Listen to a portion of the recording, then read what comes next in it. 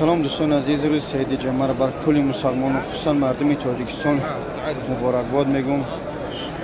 دعا میکنیم پروردگار در روز سعید جمعه وطن ما را آباد و تنج نگه بداره. پروردگار دوستان من عمرشون دراز، دشمنان و هدایت، قلب پاک، پروردگار کینه و کدورت از قلبشون دور بسازه و مهربان نسبت همدیگر بگردونه. چون میگن بنی آدم اعضای یکدیگرند که در آفرینش ز یک گوهرند. چو عضو به درد آورد روزگار، دیگر عضوها را نماند قرار. یعنی دوستان عزیز که اگر یک جای ما درک کنه، ما مسلمانیم و تاجیک هستیم، خصوصا وجود ما درک میکنه. به دوست شیم، مهربان شیم، دستگیری همدیگر در شهرهای غریبی در وطن عزیز در کجایی که نباشیم.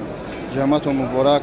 برای نمازاتون بخونید، قلباتون پاک کنید، حرکت کنید، وطن آباد کنید. خدا نگهدار جماعت.